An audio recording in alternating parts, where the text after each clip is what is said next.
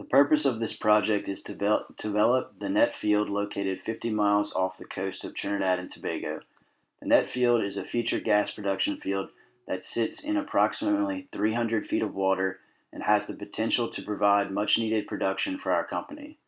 The purpose is to create a plan in order to perform research on a field that will create more capital within our company. The field contains potential reservoirs that will significantly increase production. Previous assets held by our company have experienced depleted production, and our intention with the development of this field is to counterbalance this decline and add production to the existing reserves. The net field has a higher geological uncertainty than previous new field developments. This is due to the lack of information around the area. After 3 other fields have been successfully developed and completed and are now producing, the net field is now the next best candidate for exploration and development. If successful, production from the net field is expected to average 600 million standard cubic feet a day of gas from 5 wells. However, the uncertainty of this field comes from poor quality seismic imaging due to shallow natural gas and includes only 1 exploration well. The field has a greater amount of non-proved resources than proved resources. Our development plan aims to simultaneously test the non-proved resources while developing proved reserves. This is to reduce the cost of continuing the development of non-proved resources. Overall cost of the project is estimated to be $1.29 billion. In summary, data for this project has already been collected. This is a theoretical project in order to learn field development strategies. Data must be presented as the project continues in order to perform the project in the allotted time given for the class. Planning the net field and our steps forward actually producing the field have been performed during this semester. Matthew Malagary, the project manager, has been tasked with managing and executing this project according to the project plan and its subordinate management plans. Our project team consists of Austin Mathias, Camp Campbell, Ben Fryer, and Matthew Malagary. All group members have contributed to every aspect of the project. However, Austin and Camp focus on the research and development, while Ben concentrated on visual effects and managing our presentations. The project manager will work with all resources to perform project planning. All project and subordinate management plans will be reviewed and approved by the project sponsor, who will also make all funding decisions. Any delegation of approval authority to the project manager should be done in writing and signed by both the sponsor and the project manager. The project manager is responsible for communicating with organizational managers on the progress and performance of each project resource. The main scope of this project is to discover and prove more reserves held by the company in order to replenish declining production. Although no drilling for these reserves has occurred yet, detailed planning must take place in order to achieve the ultimate goal. To accomplish this, we have begun planning to research and develop the net field. A flowchart has been made in order to demonstrate the plan for drilling successive wells. This flowchart gives the drilling scope for the net field, giving both successful and failure plans of action. Preliminary costs and plans of action have been determined as a guide to initiate drilling and production of the field. This project is meant to be a theoretical project based on a previous project done by BP. Our sponsors for this project hold positions as the head of safety and executive assistant to head of reservoir development function at BP. Our documents and data are derived from actual projects that have been performed by BP. This is an estimated project plan to execute in the future. It is a tentative schedule based on the success and failures of the initial appraisal well.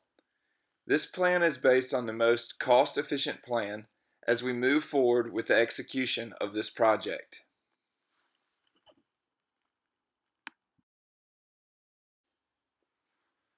The schedule, baseline, and work breakdown structure is demonstrated in the flowchart below. Our plan to develop the net field is as follows.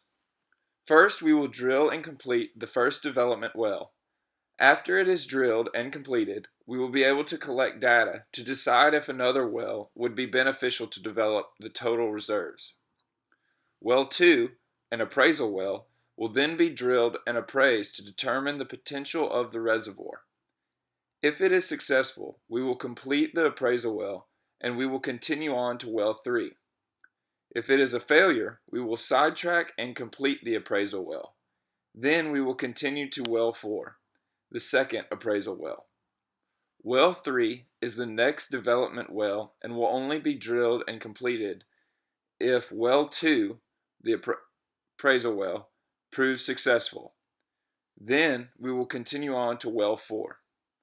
Well 4 is the second appraisal well, which is drilled and appraised to determine its potential.